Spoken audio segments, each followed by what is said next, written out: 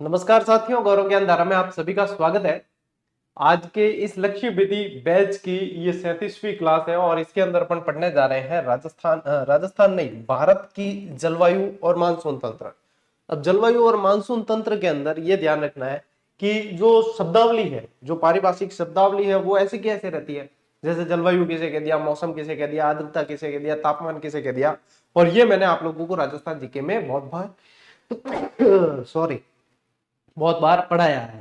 तो अपन बेसिकली इसमें ये देखेंगे कि जलवायु को प्रभावित करने वाले कारक, और आपको पूछे जाते हैं मानसून तंत्र से सवाल पूछे जाते हैं। यानी कि मानसून कैसे आता है, कौन से मानसून से ज्यादा वर्षा हो रही है कौन से कम हो रही है, कहां पे किस तरीके से, और कोपेन का वर्गीकरण।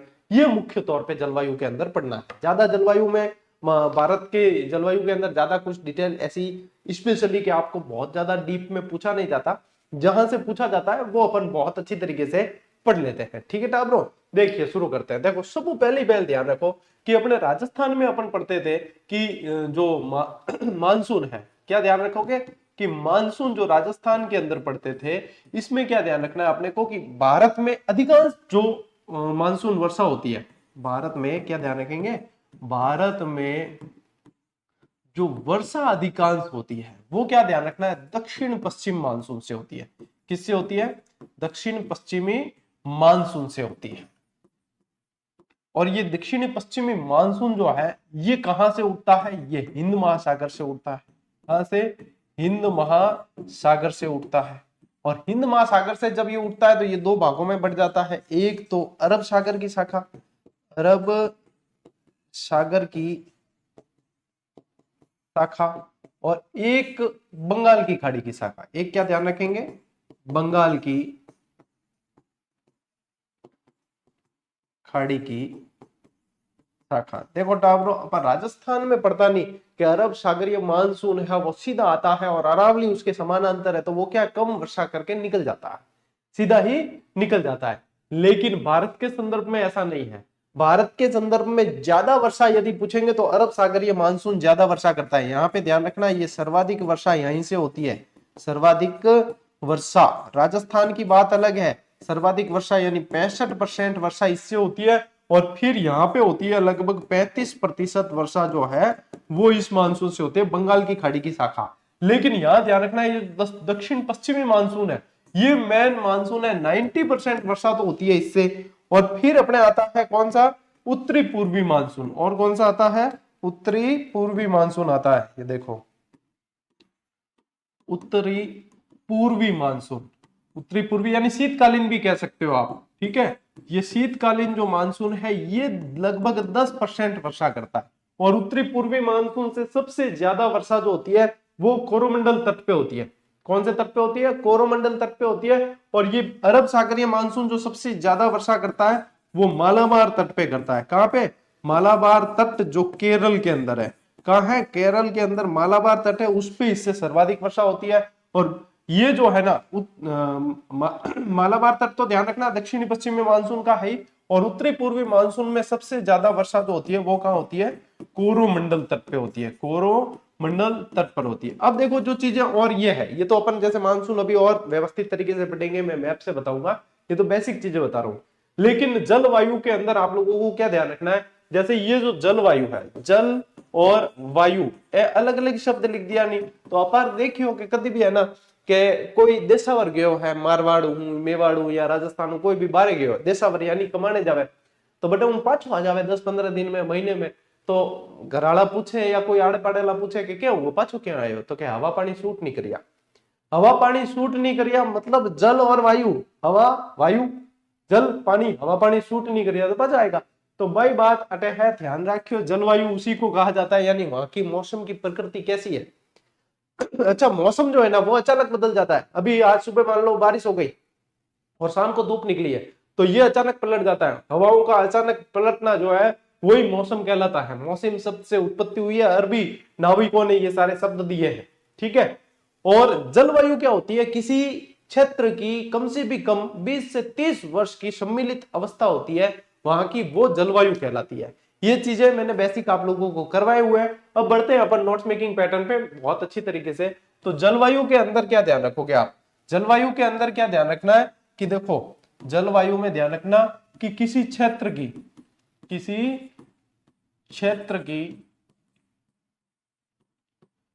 30-40 वर्ष की वायुमंडलीय दशाएं, ये जलवायु होती है। ठीक है, मौसम क्या होता है? मौसम जो है ना, हवाओं का अचानक पलटना, ये क्या होता है? मतलब ये कुछ समय के लिए, कुछ समय की जलवायवीय दशा, इसको ऐसे लिख लेते हैं, जलवायवीय दशा। ये क्या है? जलवायु दिशा कुछ समय की है, यानी कि चंद घंटों की भी हो सकती है, 2 दिन की भी हो सकती है, 4 दिन की भी हो सकती है, कुछ समय है। और मानसून के अंदर ध्यान रखना, हवाओं का अचानक पलटना। मौसम के अंदर भी यही आता है, मौसम से ही मानसून बना है, तो इसके अंदर ध्यान रखना हवाओं का अचानक पलटना, ये मानसून के अंदर ध्यान रखना अपने को आर्द्रता के साथ में होता है। अब भारत की जो जलवायु है वो कैसी जलवायु है? तो भारत उष्ण कटिबंधीय जलवायु क्षेत्र में आता है। किस में आता है? उष्ण कटिबंधीय जलवायु क्षेत्र के अंदर आता है। कटिबंधीय जलवायु क्षेत्र, इसके अंतर्गत आता है अपने भारत आता है। कुछ जो क्षेत्र हैं वो आप लोगों को ध्यान रखना उपोष्ण के अंदर भी ध्यान रखना है। ठीक है, कुछ क्षेत्र उपोष्ण के अंदर भी ध्यान रखना है। अब बात करते हैं अपन जलवायु को प्रभावित करने वाले कारक कौन कौन से हैं। कि जलवायु को प्रभावित, जलवायु का मतलब हमेशा वर्षा मत समझ लेना, ज्यादातर प्रश्न वर्षा से संबंधित पूछे जाते हैं, लेकिन जलवायु यानी कि पूरा वर्षा वाला ही खेल है, वो बात नहीं है। अब जलवायु यानी कि तापमान भी आ जाएगा, आर्द्रता भी आ जाएगी, सर्दी गर्मी बरसात सारी चीजें आएगी। तो ये किस किस से प्रभावित होती है? तो वहां पे यदि आपको उत्तर नहीं भी पता है और जलवायु के कारक पूछे जा रहे हैं तो दिमाग लगाना कि भाई इसमें क्या हो सकता है, क्या जलवायु प्रभावित हो रही है नहीं हो रही है, सारा पता चलेगा। ये जो लिखे हुए हैं इन सभी के अलावा मैं आप लोगों को पहले बताऊं कि सबसे ज्यादा जो प्रभावित करते हैं जलवायु को तापमान और दाब, दाब कौन सा? वायु दाब, ये प्रभावित करते हैं। तापमान और वायु दाब सबसे ज्यादा प्रभावित करते हैं, ये ध्यान रखना। तो ये इसके ऊपर सारा खेल है, तापमान और ये वायु दाब सबसे खेल इसी के ऊपर है। और इनका क्या चलता है? एक दूसरे से व्युत्क्रम चलता है। क्या चलता है? व्युत्क्रम, एक दूसरे के विपरीत है, ये एक दूसरे के विपरीत है। यानी कि क्या है कि जहां पे दाब अधिक होगा, जहां पे दाब अधिक होगा वहां पे ताप कम होगा, वहां पे तापमान क्या होगा? कम होगा। और जहां पे ताप अधिक हो गया, जहां पे ताप अधिक हो गया वहां पे दाब, वायु दाब क्या हो जाएगा? कम हो जाएगा, वायु दाब कम हो जाएगा। ये हमेशा ध्यान रखना। ये मानसून वगैरह जो आता है वो भी इसी कारण होता है कि यहाँ पे क्या होता है, जैसे कि कर्क रेखा है, हिंद महासागर, और ये आप लोगों को ध्यान रखने ही पड़ेंगे। ठीक है, विषुवत रेखा है, हिंद महासागर है, ये तो कर्क रेखा है। तो कर्क रेखा के ऊपर जैसे कि सूरज सीधा चमक रहा है, तो तापमान में मान लीजिए एकदम वृद्धि हुई तो वायुदाब में क्या होगी? कमी होगी। अब वायुदाब में कमी होने से जहां पे दाब अधिक है वहां से हवाएं जो है वायुदाब कम है वहां की तरफ चलेगी, और यही कारण होता है बारिश और इनके पीछे। ठीक है, बरसात और इनके पीछे कारण यही होता है कि वायुदाब में कमी होने पे। अच्छा, वायुदाब मापी का पठन एकदम से गिरता है, इसका मतलब क्या है? क्या भाई साहब कटु तूफान आ रही है। वायुदाब पठन गिरा है यानी कि अपने यहाँ पे दाब कम हो गया, तो कहीं पे ज्यादा है वहां से इस तरफ हवाएं बहुत तेज गति से चलेगी, और तूफान का कारण यही होता है। वायुदाब का अचानक से गिरना तूफान का संकेत है। ये चीजें ध्यान रखनी है। अब देखो अक्षांश स्थिति प्रभावित करेगी या नहीं करेगी जलवायु को? देखो अक्षांश स्थिति प्रभावित करेगी कि अपने कर्क रेखा देख लो, मकर देख लो, विषुवत देखो। अब जैसे विषुवत रेखा है, भूमध्य रेखा है, तो यहाँ पे जो है संवहनीय वर्षा होती है, यानी कि डेली की डेली वर्षा होती है।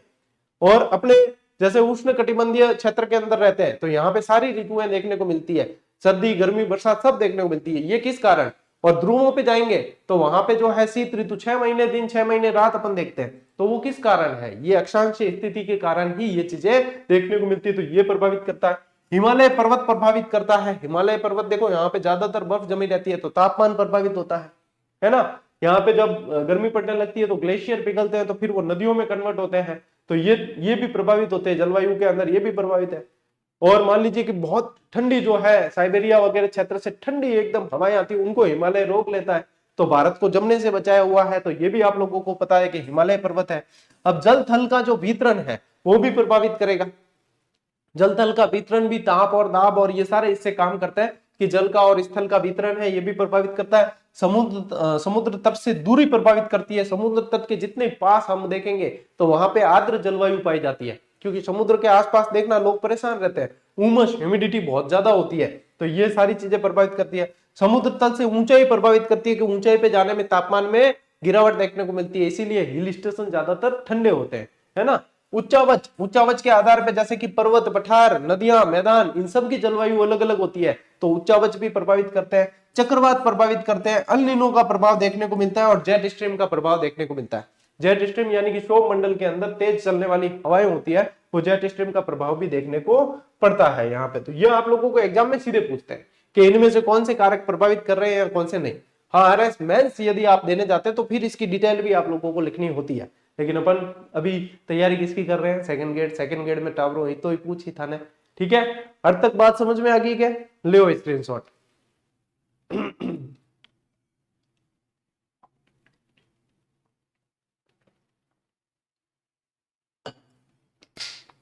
चलो अब देखो भारत का मानसून तंत्र, अब बिल्कुल एक्टिव हो जाओ, अब यहीं पे सीखने वाली चीजें हैं।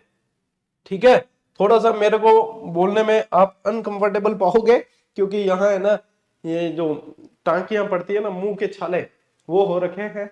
बोलना मतलब मैं बहुत कोशिश कर रहा हूँ कि कुछ मतलब ऐसा लगे नहीं कि हाँ, लेकिन लगेगा ऐसे कि सर ने कुछ मुंह में दबा रखा है ऐसा, तो वो इसलिए लगेगा क्योंकि ये भाषा बोलना मेरा अभी जो है बहुत, मुझे पता है कि मैं किस तरीके से, जो मैं क्लास लेनी भी जरूरी थी, क्योंकि मैं शुक्रवार को क्लास नहीं ले पाया। मैंने विद्यार्थियों को कहा था कि मैं ये क्लास जो है आपको शनिवार को दूंगा, मैं इसका जो है हर्जाना खुद भुगतूंगा। मैं हमेशा ये करता हूँ कि मेरी यदि कोई क्लास मिस हो गई, मैंने सप्ताह की 5 क्लास क्या रखा है, तो फिर वो कैसे भी करके मैं देने का प्रयास करता हूँ। हालांकि आप लोगों को चिंता करने की आवश्यकता नहीं है, क्योंकि अब अपने भारत के भूगोल के अंदर 2 ही चैप्टर इसके बाद में बचे, तो वो हो जाएंगे फटाफट से। ठीक है, अब जलवायु हो गया, तो जलवायु के बाद में आपके एक तो वनस्पति है और एक और कौन सा है, एक और मैंने देखा था, एक तो वनस्पति है और एक और है, एक हाँ अपवाह तंत्र है, नदियां हैं, एक नदियां और एक वनस्पति।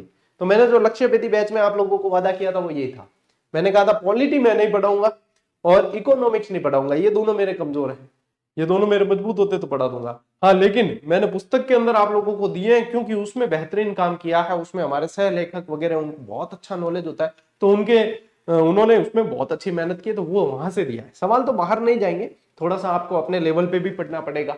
और अभी आप लोगों के वस्तुनिष्ठ 7300 वाली वो किताब आ रही है आपकी, भाई साहब इन 2-3 महीने के अंदर उसको पढ़ लो, बस आप लोगों को 40% की चिंता करने की कोई आवश्यकता नहीं है, आप 80% भी ला सकते हो। ठीक है, चलो टाको, देखो अब समझो, भारत में सामान्यतः 6 माह तक समुद्री तथा 6 माह तक स्थलीय समीर चलती है। अब मैंने वैश्विक पवन तंत्र पूरा करवाया, इसलिए यहाँ पे मैं आप लोगों को इस डिटेल में नहीं लेके जाऊंगा कि स्थलीय समीर किसे कहते हैं और आपके सागर समीर किसे कहते हैं। अब इसमें यह ध्यान रखना कि जो नाम है यानी कि वो हवाएं वहां से चलेगी, समुद्री समीर है तो समुद्र से स्थल की ओर चलेगी, और स्थलीय समीर है तो स्थल से समुद्र की ओर चलेगी। अब देखो भारत के अंदर जो आप लोगों को ध्यान रखना है, वर्षा ऋतु मध्य जून से सितंबर तक होती है, और सितंबर के बाद में इसका प्रत्यावर्तन काल शुरू हो जाता है। सितंबर के बाद में प्रत्यावर्तन काल यानी कि अपन क्या मारवाड़ी में कहा बरसात में उड़ने टाइम हुआ, यानी कि हम तो उड़ जाए क्या अब जाने वाली है, तो ये ध्यान रखना है। औसत वार्षिक वर्षा जो है ना वो लगभग 117 से 118 सेंटीमीटर है, लेकिन आप लोगों को मैं बताऊं कि कई किताबों में आपको 108 सेंटीमीटर भी पढ़ने को मिलेगा और 125 सेंटीमीटर तक भी पढ़ने को मिलता है, लेकिन एवरेज ये बैठता है। एवरेज क्या बैठता है? ये 117-118 सेंटीमीटर लगभग औसत वार्षिक वर्षा होती है, ये पूछा जाता है। भारतीय मानसून की दक्षिण पश्चिम शाखा 2 भागों में बढ़ जाती है। अब सबसे ज्यादा वर्षा होती है वो दक्षिण पश्चिमी मानसून से होती है, जो यहाँ पे क्या आता है, यहाँ पे हिंद महासागर है, इस हिंद महासागर से ये मानसून उठता है। अब चूंकि हिंद महासागर से मानसून उठता है और प्रायद्वीपीय स्थिति के कारण, ये प्रायद्वीपीय स्थिति है, तो ये 2 भागों में बढ़ जाता है। अब यहां से जो शाखा प्रवेश करती है वो कहलाती है अरब सागरीय शाखा। वो क्या कहलाती है? अरब सागरीय शाखा कहलाती है। और जो यहां से प्रवेश करती है वो कहलाती है बंगाल की खाड़ी की शाखा। वो क्या कहलाती है? बंगाल की खाड़ी की शाखा कहलाती है, बंगाल की खाड़ी की शाखा कहलाती है। तो देखो ये शाखा जो है ना ये इतनी घूम के आएगी ऐसे, और ये सीधा आके आक्रमण, और सीधा कहां? केरल के मालाबार तट पे सबसे पहले भारत के अंदर प्रवेश माना जाता है इसका। लेकिन यहाँ पे देखोगे तो आप यहाँ पे क्या अंडमान निकोबार द्वीप समूह है ना, तो यहाँ पे यदि केरल के अंदर, जैसे कि केरल के अंदर जो है इसका समय माना जाता है 1 जून को ये प्रवेश कर जाती है, एंटर कर जाती है। अरब सागरीय शाखा सबसे पहले वर्षा करती है, बंगाल की खाड़ी की शाखा घूम के आती है इसलिए लेट करती है। लेकिन यहाँ पे ये ध्यान रखना है कि ये जो 1 जून को यहां प्रवेश कर रही है, यही शाखा यहाँ अंडमान निकोबार द्वीप समूह में 25 अप्रैल के आसपास 25 मई के आसपास वर्षा कर लेती है। कब कर लेती है? 25 मई में वहां पे एंटर हो जाती है। तो ये ध्यान रखना है। अब देखो ये दो भागों में बट गई। ग्रीष्मकालीन मानसून जो है वो 65% अरब सागर की शाखा और 35% बंगाल की खाड़ी की मानसून से वर्षा होती है। ये आप लोगों को ध्यान रखना है। अब देखो अरब सागरीय शाखा सीधी ऐसे प्रवेश करके इस तरीके से आगे बढ़ती है, तो यही इसी कारण जो अपने यहाँ अरावली है ना, अरावली यहाँ ऐसे सीधी है तो अरावली इसको रोक नहीं पाती तो सीधी निकलती है, और बंगाल की खाड़ी की शाखा जो है ऐसे घूम के आती है। तो अपने यहाँ पे ज्यादा वर्षा बंगाल की खाड़ी की शाखा से होती है, राजस्थान के अंदर ज्यादा वर्षा बंगाल की खाड़ी की शाखा से होती है। लेकिन भारत के अंदर ज्यादा शाखा पूछेंगे, ज्यादा वर्षा पूछेंगे तो अरब सागरीय शाखा से होती है। ये ध्यान रखना है। सारी चीज समझा रहा हूं मैं, एक एक चीज समझा रहा हूं, एक एक चीज को ध्यान से समझना है और उसके अनुसार आपको उत्तर करना है। लीजिए स्क्रीनशॉट।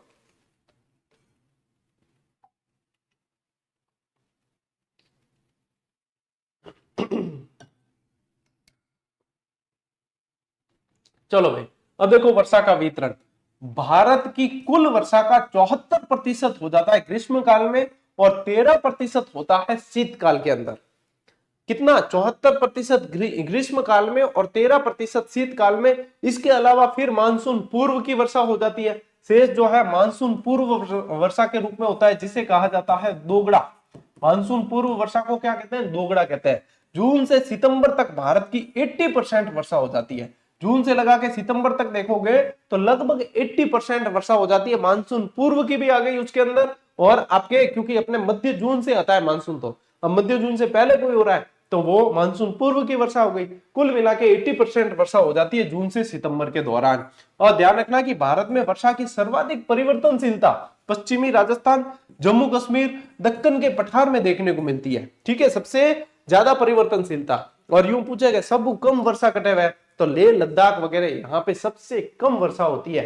कहाँ होती है? लेह लद्दाख वगैरह क्षेत्र जो है यहाँ पे सबसे कम वर्षा होती है भारत के अंदर। और भारत में सर्वाधिक वर्षा कहाँ होती है? देखो भारत में सर्वाधिक वर्षा पूछे, सर्वाधिक वर्षा पूछे तो ये होती है आपके मासिन राम में। कहाँ होती है? मासिन राम के अंदर होती है। मासिन राम पड़ता है मेघालय में। ये क्या पड़ता है?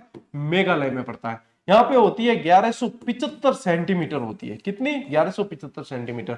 उसका एक कारण है कि यहाँ पे है ना गारो, खासी और जयंतिया पहाड़ियां पाई जाती है। जयंतिया पहाड़ियां पाई जाती है। और ये पहाड़ियां कैसी है? ये पहाड़ियां है ना, ये तीनों, ये पहाड़ियां हैं कीपाकार। ये कैसी है? कीपाकार पहाड़ियां। कीपाकार पहाड़ियां। तो इस कारण क्या होता है? कीपाकार यानी कि ये ऐसे पहाड़ियां। अब बादल आए और बादल इसके अंदर घुस गए तो फिर बादलों को जो है निकलने को रास्ता नहीं मिलता, क्योंकि पानी से भरे हुए हैं। अब बादल को निकलना है तो हल्का होना पड़ेगा, इसलिए यहाँ पे सबसे ज्यादा वर्षा होती है। वर्षा करके फिर ही वो निकल पाते हैं, फिर भाई साहब पतली गली से निकल जाते हैं। तो ये मासिन राम में सबसे ज्यादा वर्षा होती है। सबसे कम वर्षा लेह लद्दाख लिख लेना। ठीक है, चलिए अब देखो दक्षिणी पश्चिमी मानसून। इस दक्षिणी पश्चिमी मानसून से कितनी वर्षा होती है? 90% वर्षा भारत की दक्षिण पश्चिम मानसून से होती है। ये वही है। ये कहां से उठता है? ये हिंद महासागर से उठता है। ये कहां से? हिंद महासागर से दक्षिण पश्चिमी मानसून उठता है। अब इसकी दो शाखाएं हैं। नंबर 1 अरब सागरीय शाखा, जिससे लगभग 65% वर्षा होती है। किसका 65%? दक्षिणी पश्चिमी मानसून का 65% इससे होती है। और नंबर 2 पे आती है बंगाल की खाड़ी की शाखा, जिससे लगभग 35% वर्षा होती है। यह ध्यान रखना है आपको। सबसे पहले प्रवेश इसका होता है। ठीक है, पहले प्रवेश इसका माना जाता है, अरब सागरीय मानसून का माना जाता है। लीजिए स्क्रीनशॉट। अब बार तो और समझाओ टाबरो, बढ़िया और बढ़िया तरीके से समझाओ। ठीक है, ले। ठीक है, अब आते हैं अपन एक एक शाखा को पढ़ते हैं। अरब सागरीय मानसून की शाखा को पढ़ते हैं हम। ठीक है, अरब सागरीय मानसून देखो ये पश्चिमी घाट से टकराकर भरपूर वर्षा करता है। अब देखो ये पश्चिमी घाट अगर समझना है आप लोगों को, तो जैसे कि ये अपने हो गया प्रायद्वीपीय भारत। अब आ रहा है भाई साहब अरब सागरीय मानसून, आया है, आया है, आया है, आया है, और यहाँ पे जो है ये है भाई साहब पश्चिमी घाट है। तो पश्चिमी घाट से सीधा टकरा के पश्चिमी घाट पे बहुत ज्यादा वर्षा करता है। ये पश्चिमी घाट पे वर्षा करता है, वो भी जो अरब सागर की तरफ वाला क्षेत्र है ना वहां ज्यादा करता है, लेकिन ये पश्चिमी घाट का इस तरफ वाला क्षेत्र वो क्या होता है कि इसका वृष्टि छाया क्षेत्र होता है, इसलिए उस तरफ वाले क्षेत्र में वर्षा कम होती है और इस तरफ वाले पश्चिमी घाट के इस तरफ वाले में ज्यादा होती है। तो सीधा आके टकरा जाता है यहाँ पे मालाबार तट पे टकराता है और लगभग आप मान के चलो कि 250 से 400 सेंटीमीटर तक वर्षा कर लेता है। फिर जैसे जैसे मानसून ऊपर की ओर बढ़ता है, जैसे जैसे ऊपर की ओर बढ़ता है तो वर्षा की मात्रा कम होती जाती है, 200 से 150 सेंटीमीटर होती जाती है। फिर ऊपर जाता है तो 100 से 75 सेंटीमीटर होती जाती है, ठीक है। फिर ऊपर जाता है तो फिर 75 से भी कम जो है वर्षा होती जाती है। तो ये ध्यान रखना है आपको, ठीक है ना। देखो मालाबार तट पे सबसे ज्यादा 200 से 250 सेंटीमीटर लगभग 400 तक पहुंच जाता है। फिर कोंकण और केंद्रा तट जो है वहां पे 150 से 200 सेंटीमीटर वर्षा होती है। गिरनार काठियावाड़ में 75 सेंटीमीटर और जैसे जैसे ऊपर जाते हैं वैसे वैसे 75 से भी कम होती जाती है वर्षा, ठीक है। भारत में सबसे पहला प्रवेश अरब सागरीय मानसून का और यह प्रवेश केरल के मालाबार तट से होता है और यह प्रवेश मानकर चलें कि आप 1 जून को यह प्रवेश माना जाता है, 1 जून के आसपास माना जाता है। लेकिन अंडमान निकोबार जो द्वीप समूह है वहां पे 20-25 मई के आसपास ही ये प्रवेश कर जाता है ये मानसून। अंडमान निकोबार द्वीप समूह, यदि द्वीपों को भी पूछेंगे तो अंडमान निकोबार द्वीप समूह में सबसे पहले प्रवेश हो जाएगा और यदि द्वीपों को नहीं पूछते हैं तो फिर केरल ध्यान रखना है। फिर क्या ध्यान रखना है, केरल का मालाबार तट जो है वहां पे सबसे पहले मानसून प्रवेश करता है। कैसे भी पूछे, कंसेप्ट पूछे, फैक्ट पूछे, सारी चीजें आप लोगों के क्लियर होनी चाहिए। चलो भाई लो स्क्रीनशॉट, ठीक है। अब पढ़ते हैं अपन बंगाल की खाड़ी की शाखा। ये कोरोमंडल तट के समानांतर होती है। कोरोमंडल तट किस तरफ है, पूर्वी घाट की तरफ है, तो उसके समानांतर ये आगे बढ़ती है। अराकान योमा से टकराकर, ये अराकान योमा पर्वत कहां है, ये म्यांमार के अंदर है। ये कहां है, म्यांमार बर्मा के अंदर है। तो अराकान योमा पर्वत से टकरा के फिर पूर्वांचल की पहाड़ियों में घनघोर वर्षा करता है। अराकान योमा पर्वत वहां से इसको रोकता है, वहां से टकरा के फिर ये जो है पूर्वांचल की पहाड़ियों में घनघोर वर्षा करता है। पंजाब से आगे वापस फिर यूं घूम के आता है तो पंजाब से आगे वापस ये अरब सागर की मानसून की शाखा में मिल जाता है। यानी यहां से बिछड़े हुए दो भाई पूरा भारत घूम के आगे फिर वापस जो है एक साथ मिल जाते हैं कि अपन तो भाई साहब दक्षिण पश्चिमी मानसून एक साथ निकली होना, अरे भाई साहब आ जाओ मिल जाओ, ठीक है। तो इस तरीके से ये मिल जाता है वापस। अब देखो मौसम के अनुसार भारत में वर्षा देखें तो पूर्व मानसून की जो वर्षा है यानी कि मार्च से मई तक 19% वर्षा होती है।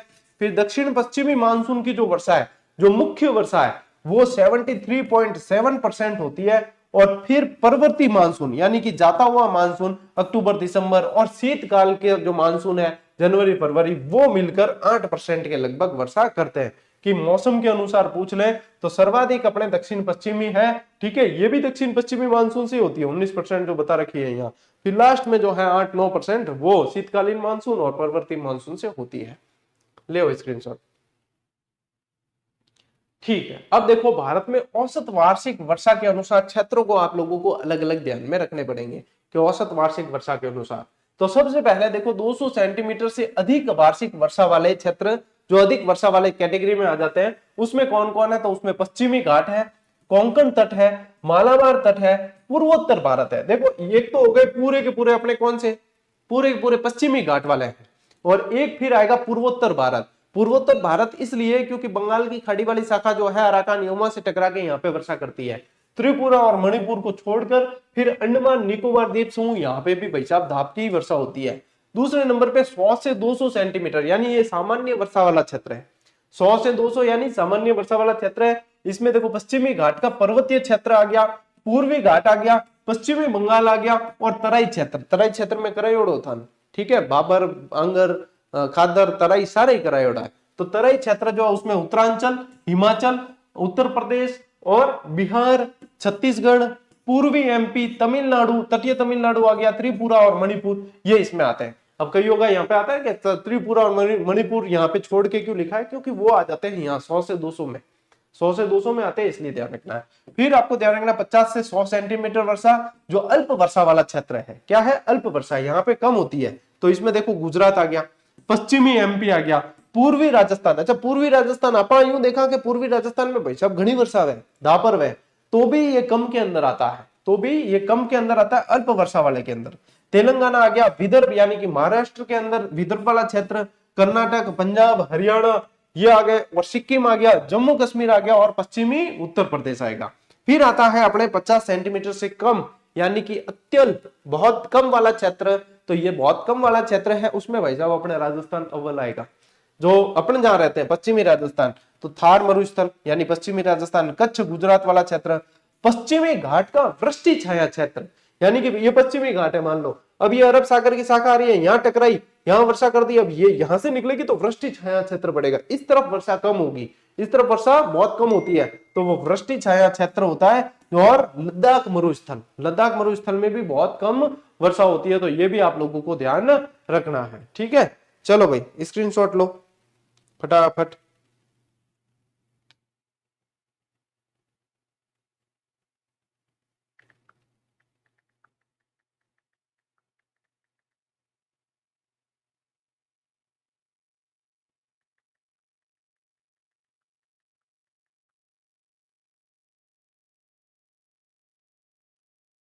ठीक है बेटा आगे, ओके। देखिए अब यहाँ पे जो है ये दो मैप आप लोगों के बहुत काम के, ये दो मैप बहुत काम के। इसमें देखो एक मैप इसलिए मैंने शामिल किया है कि ये जो अलग अलग कलर के हिसाब से है कि ये 200 सेंटीमीटर से अधिक, ये गहरा वाला जो कलर है ये 200 सेंटीमीटर से अधिक है। मैप के आधार पे भी आप लोगों को कभी प्रश्न पूछ रहे तो आप कर लोगे। फिर उससे थोड़ा लाइट है तो वो 100 से 200 सेंटीमीटर, फिर आपके 80 से 100, और फिर जो है बिलो 80। तो ये मैप आप लोगों के क्या है, रेनफॉल इन इंडिया, ये है इसका डिस्ट्रीब्यूशन मैप। और ये क्या है, ये वर्षा का प्रवेश कब है, ठीक है, ये वर्षा का प्रवेश कब है उसके अनुसार है। यहाँ पे देखोगे आप तो ये देखो अंडमान निकोबार द्वीप समूह है, यहाँ पे 25 मई के आसपास ही वर्षा का प्रवेश हो जाता है। 1 जून जो है मालाबार तट से प्रवेश होता है, ये यहाँ पूरा 1 जून को होता है। फिर ये देखो 5 जून को मानसून आगे बढ़ता है तो यहाँ पहुंचता है। 10 जून को मुंबई, भुवनेश्वर, पटना वगैरह यहाँ पे पहुंच जाता है। 15 जून को जो है अहमदाबाद, भोपाल, लखनऊ वगैरह यहाँ से प्रवेश करता है। 1 जुलाई को फिर ये प्रवेश करता है। 1 जुलाई देखो पश्चिमी राजस्थान भी अपने 1 जुलाई के अंदर आसपास बता रहे हैं, लेकिन प्रवेश कर जाता है 18 जून के आसपास, बांसवाड़ा से प्रवेश इसका हो जाता है। तो ये क्या है कि ये वर्षा की प्रवेश के अनुसार है, वर्षा का प्रवेश के अनुसार ये मैप है, और ये है डिस्ट्रीब्यूशन के अनुसार। तो ये दोनों मैप मुझे बहुत इंपॉर्टेंट लगे इसलिए मैंने शामिल कर दिए। मैंने ये जो यहाँ पे पेन चलाई है उसको मिटा देता हूं ताकि आपके पास में बिल्कुल साफ क्लियर कट मैप आ जाए, है ना, तो आप बहुत अच्छी तरीके से इसको पढ़ सकते हो बाद में भी, ठीक है, स्क्रीनशॉट भी ले लेना। चलो भाई अब देखो, अब जो वर्षा प्रवेश हो रही है, अब मैं वही बताया था ने कि ये अरब सागर ये शाखा है, ठीक है, ये अरब सागर ये शाखा यहां से प्रवेश कर जाती है, और यही दक्षिण पश्चिमी मानसून की शाखा ये बंगाल की खाड़ी की शाखा है, तो वो ऐसे घूम के प्रवेश करती है। तो समर में तो ये दक्षिण पश्चिमी शाखा से वर्षा होती है समर में, और विंटर में होती है उत्तरी पूर्वी मानसून से। उत्तरी पूर्वी मानसून से विंटर में वर्षा होती है। तो उत्तरी पूर्वी मानसून है ना, इसीलिए सर्वाधिक वर्षा कहां करता है, यहाँ कोरोमंडल तट पे करता है। कहां करता है, कोरोमंडल तट पे सर्वाधिक वर्षा होती है, वो उत्तरी पूर्वी मानसून से होती है। और दक्षिणी पश्चिमी मानसून देखो कहां वर्षा करेगा, सबसे ज्यादा मालाबार तट पे करेगा, ये ध्यान रखना। उत्तरी पूर्वी मानसून विंटर वाला है, दक्षिणी पश्चिमी मानसून समर वाला है। ले स्क्रीनशॉट, ठीक है। अब आगे बढ़ते हैं, और भाई साहब कॉपेन भाई साहब के अनुसार जो है वर्गीकरण पढ़ते हैं जलवायु का। इन्होंने वर्गीकरण 1918 में ही दे दिया था, लेकिन संशोधन हुआ था इसमें एक 1936 में। अब इसके मुख्य संकेतक, ये मैंने राजस्थान की जलवायु में भी कराया था कि कई बार लिखा मिलता है AS, AW, BSHW, BWHW, तो यह सब क्या है, ये है इनकी मतलब शब्दावली एक तरीके से कि ये देखो A कैपिटल है तो ये उष्ण प्लस आर्द्र क्षेत्र के लिए है, B है तो उष्ण प्लस शुष्क के लिए, C है तो उष्ण प्लस शीत के लिए, D शीत प्लस आर्द्र के लिए, E शीत प्लस शुष्क के लिए, W शुष्क मरुस्थलीय, S यानी स्टेपी अर्ध शुष्क जलवायु है, F स्मॉल आ जाएगा तो वर्ष भर वर्षा वाला है, W आएगा तो सर्दियों में सूखा, S गर्मियों में सूखा, H यानी हॉट गर्म है, C यानी ठंडा कोल्ड है, M यानी मानसूनी, और G यानी गर्म वर्षा गर्म पहले गर्मी जो होती है उसके लिए। अब आप लोगों को ये बेसिक जानकारी के लिए मैंने शामिल किया है, लेकिन इसको रट्टा नहीं मारना है। ऐसा नहीं कि आप इसका रट्टा मारने लग जाओ, क्या ये हमें याद करना है, नहीं करना है। ये तो हमने बताया आप लोगों को कि ये इस कारण ये शब्दावली ऐसे चलती है। आपको तो सिर्फ ये ध्यान रखना है कि कोपेन ने भारत की जलवायु को 8 भागों में बांटा है। कोपेन ने भारत की जलवायु को कितने भागों में बांटा है? 8 भागों में बांटा है। कहीं कहीं पे 9 भी देखने को मिलेगा, वो क्यों है वो मैं आगे बताऊंगा। उसमें से ध्यान रखना, एएस तमिलनाडु का कोरोमंडल तट वाला क्षेत्र है। एएस कौन सा है? तमिलनाडु का कोरोमंडल तट वाला क्षेत्र है। एडब्ल्यू ये प्रायद्वीपीय पठार है, एडब्ल्यू यानी प्रायद्वीपीय पठार। एएमडब्ल्यू केरल का मालाबार तट वाला क्षेत्र है, यानी कि ज्यादा वर्षा होगी, एएमडब्ल्यू। बीडब्ल्यूएचडब्ल्यू राजस्थान का पश्चिमी रेतीला भाग। बीएसएचडब्ल्यू यानी थोड़ा सा अर्ध शुष्क वाला क्षेत्र। अब देखो पंजाब, हरियाणा, पश्चिमी यूपी, गुजरात, पूर्वी राजस्थान, महाराष्ट्र का विदर्भ, आंध्र प्रदेश, आंध्र और तेलंगाना। सीडब्ल्यूजी, जीरो मतलब तो थे वही ध्यान रखियो, जी आयो यानी गंगारू मैदान है, गंगा और यूपी का मैदान। डीएफसी तो ये पूर्वोत्तर का अरुणाचल प्रदेश और असम वाला क्षेत्र है। ई तो ये ध्रुवीय है, ई यानी ध्रुवीय है। जम्मू कश्मीर और उत्तराखंड, सिक्किम, ये सब बर्फीला भाग जो है वो इसके अंतर्गत आता है। अब ये तो रही बात इसकी कि हाँ ये डायरेक्ट है, लेकिन इसको मैप से समझेंगे, इसको मैप से समझेंगे तभी ये समझ में आएगा। आप इसका स्क्रीनशॉट लो, पहले इसको बहुत अच्छे तरीके से मैप से देखते हैं। देखो अब ये इसका मैप है, ये यहाँ पे लिखा हुआ है क्षेत्र, उसके अनुसार ही इसका मैप है। अब जैसे मैंने कहा था ना, एक और आएगा आपके ईटी आता है, तो वो टुंड्रा तुल्य जलवायु क्षेत्र है, तो ये ईटी यानी कि वो शुष्क इसके शीत के अंदर ही आ जाता है। अब देखो यहाँ पे देखोगे आप, तो ये जो मालाबार वाला क्षेत्र है ये एएमडब्ल्यू जलवायु के अंदर आता है। मालाबार केरल वाला जो क्षेत्र है, पश्चिमी घाट का पश्चिमी भाग, ठीक है, वो इसके अंदर आता है। एएस किसके अंदर पड़ा अपन ने? कोरोमंडल तट वाला क्षेत्र है। ये कौन सा है? कोरोमंडल तट वाला क्षेत्र है। कोरोमंडल तट वाला क्षेत्र एएस के अंदर आ जाता है। एडब्ल्यू देखोगे आप, तो एडब्ल्यू में ध्यान रखना प्रायद्वीपीय पठार। एडब्ल्यू तो क्या ध्यान रखोगे? प्रायद्वीपीय पठार वाला क्षेत्र एडब्ल्यू के अंदर आता है। सीडब्ल्यूजी पूछ ले तो गंगा का मैदान सीडब्ल्यूजी के अंदर। बीएसएचडब्ल्यू सारे अर्ध शुष्क वाला क्षेत्र आ गया है उसके अंदर। बीडब्ल्यूएचडब्ल्यू तो ये मरुस्थलीय क्षेत्र आएंगे। डीएफसी तो सीधे पूर्वांचल की तरफ चले जाओ। ई आ जाए तो सीधे ऊपर चले जाओ, बस कोई ज्यादा नहीं है। ध्यान से देखो, इसे ध्यान से देखोगे तो सारा अपने आप याद होने लगेगा। और कोपेन के जलवायु वर्गीकरण के अनुसार ये चीजें आप बहुत अच्छी तरीके से याद कर लोगे, ठीक है। ले इसके ठीक है। अब देखो जलवायु से संबंधित कुछ और फैक्ट अपने को ध्यान में रखना है जो पूछे जाते हैं एग्जाम में। यहां तक अपन ने सारी चीजें बहुत अच्छी तरीके से पढ़ ली है। भारत में मानसून पूर्व होने वाली वर्षा बारदोली छीड़ा कहलाती है, बारदोली चिल्ला भी कहते हैं ज्यादातर, और ये जो है असम में ज्यादा शब्द सुनने को मिलता है ये वाला, ठीक है। नॉर्वेस्टर पूर्वी भारत में होने वाली वर्षा को नॉर्वेस्टर के नाम से जानते हैं। काल बैसाखी पश्चिम बंगाल में होने वाली वर्षा, क्योंकि बैसाख महीने के अंदर ये ज्यादा होती है, इसलिए इसे काल बैसाखी के नाम से जाना जाता है। चेरी ब्लास्म, ठीक है, ये क्या है? कर्नाटक में होने वाली वर्षा, इसे पुष्प वर्षा भी कहते हैं कि ये जो है फूलों के लिए, फूलों के खिलने की अवस्था है, इसलिए ये जो है उसमें सहायक होती है, इसलिए इसको इस नाम से जानते हैं। आम्रवृष्टि तो ये कर्नाटक, बिहार, महाराष्ट्र और तमिलनाडु में होने वाली वर्षा है। और आम्रवृष्टि इसलिए कहते हैं क्योंकि आम की सीजन में आम पकाने के लिए ये सहायक वर्षा होती है, इसलिए इसे आम्रवृष्टि कहा जाता है। तो ये कुछ नाम आपको ध्यान में रखने, और ध्यान में रखें भारत के 2 भागों में विभाजित करने वाली समताप रेखा कौन सी है? तो 20 डिग्री समताप रेखा जो है वो 2 भागों में विभाजित करने वाली समताप रेखा है। भारत का न्यूनतम तापमान वाला क्षेत्र कौन सा है? द्रास है, जो कहां पड़ता है? ये वही लेह लद्दाख वाले क्षेत्र के आसपास, ठीक है। -30 डिग्री तापमान पाया जाता है। पुणे से मुंबई में कम वर्षा होने का कारण क्या है? वृष्टि छाया क्षेत्र, पश्चिमी घाट का वृष्टि छाया क्षेत्र होने के कारण यहाँ पे बहुत कम वर्षा होती है। लीजिए भाई स्क्रीनशॉट लो। और भाई साहब इसी के साथ आप लोगों के ये चैप्टर जो आपको समझना था, जो आपको पढ़ना था, वो पूरा हुआ। जलवायु में ज्यादा कोई नहीं है, इतना ही। और साथ ही साथ अब देखो समय है आप लोगों को रिवीजन करने का बेस्ट, तो रिवीजन बूस्टर पढ़ो आप। डिटेल पुस्तक ज्यादा आप लोगों को देखने की आवश्यकता या नहीं लेने की आवश्यकता नहीं है। जो है पढ़ रहे हो उसको पढ़ सकते हो कंटिन्यू, लेकिन नई पुस्तकें डिटेल में अब आप लोगों को ज्यादा क्या, हाँ हम तो पूरी डिटेल गाइड लेके आए। मैं कह रहा हूं मेरी गाइड भी अब डिटेल में लेने की आवश्यकता नहीं है। हाँ ये शॉर्ट नोट्स टाइप की किताब है कि हाँ इसमें से आप लोग क्या, हमारे पास में 3 महीने हैं और हम ऐसा पढ़े कि विश्व, भारत, जीके, राज्य व्यवस्था हमारी बिल्कुल तगड़ी हो जाए। और 40% तो छोड़ो आप, 80% सवाल जो है इसमें से आराम से देखने को मिलेंगे, कम समय में ज्यादा इफेक्टिव। तो इसे पढ़ें और अपनी रणनीति में शामिल करें। अब तो आपके 7300 भी देने वाले हैं। अच्छा इसे भी नहीं पढ़ पाए तो भी कोई बात नहीं, तो 7300 पढ़ लेना वस्तुनिष्ठ, उसमें भी सारा कंसेप्ट है। सारे सवाल उनके ऑब्जेक्टिव के अंदर, सारी व्याख्या, बहुत शानदार मेहनत की है। जब आप उसे देखोगे कि हाँ वास्तव में हम जो है लगभग उस किताब को लेकर 1 महीना लेट है। वो 1 महीना लेट इसी कारण है कि वो बार बार प्रूफ रीडिंग हो रही है उसकी, बार बार उसमें नए सवाल सारे जोड़े गए, रीट में बने हुए, और आपके जो है असिस्टेंट कमांडेंट परीक्षा में बने, जमादार में बने, सारे जितने सवाल बने जो मुझे लगा कि ये सारे ऐड होने चाहिए वो सारे ऐड किए। उनकी व्याख्याएं जहां जहां जोड़ सकती है वो व्याख्याएं जोड़ी है उसकी, तो इसलिए समय लगा। देखो बेहतरीन चीजें आने में समय लेती है। मैंने पोस्ट डाल के उसका कवर जो है टेलीग्राम पे बता दिया है, और जैसी किताब आएगी आपको वीडियो बना के भी बता देंगे, टेलीग्राम पे भी बता देंगे।